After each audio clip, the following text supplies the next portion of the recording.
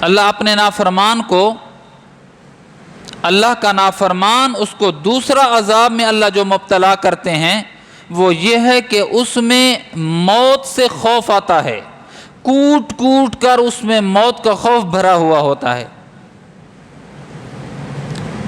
موت سے ڈرتا ہے۔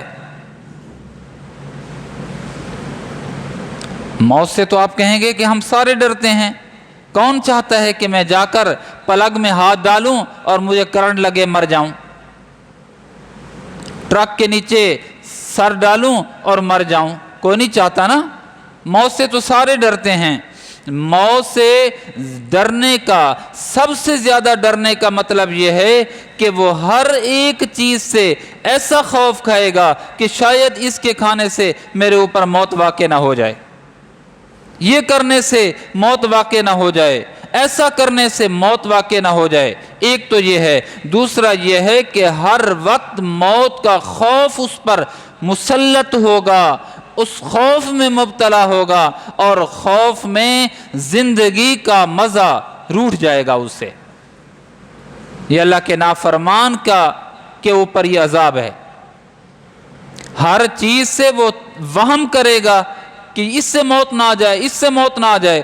دوسرا یہ ہے کہ موت کا خوف ایسا اس پر مسلط ہوگا، موت کا غلبہ ایسا اس پر مسلط ہوگا، میرے عزیزو، اس کی زندگی اجیرن ہوگی۔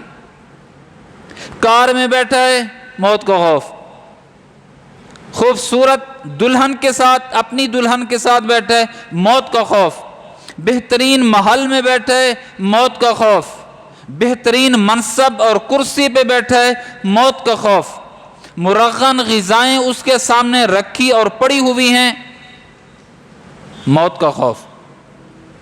محل سکون نہیں دے گا، خوبصورت بیوی سکون نہیں دے گی، بہترین ایئر کنڈیشن کار سکون نہیں دے گی، بہترین منصب با اختیار عہدہ اور کرسی اس کو سکون نہیں دے گا، سکون اس کا غارت ہوگا۔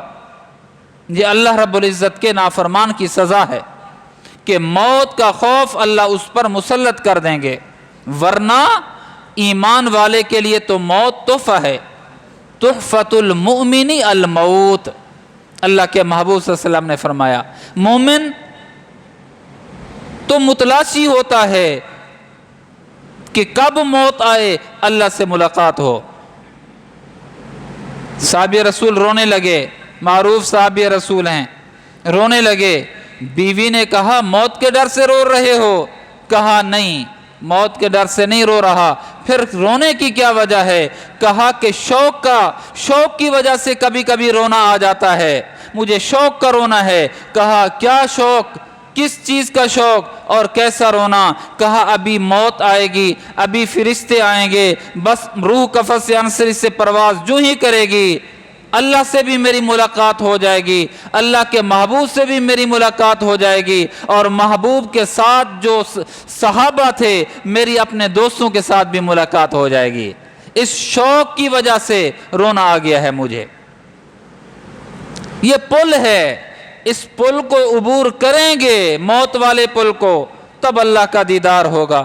موت کو قبول کریں گے تب حقیقی جنت نصیب ہوگی۔ میرے عزیزو، جو نیک ہوتا ہے وہ اللہ کی محبت میں کا مشتاق بھی ہوتا ہے، اور موت کا ایسا تسلط اور غلبہ نہیں ہوتا کہ ہر وقت انجانا سا خوف اس کا تعاقب کر رہا ہو۔ یہ اللہ کے نافرمان کے ساتھ ہوتا ہے۔ اللہ کا نافرمان، اس کے دل کے اندر، اس کے دماغ کے اندر، اس کے روئیں روئیں کے اندر موت کا خوف ہوگا، اور موت کے خوف کی وجہ سے دنیا کی جو لذتیں ہیں، حلال لذتیں، اس سے بھی اللہ اس کو محروم کر دیں گے۔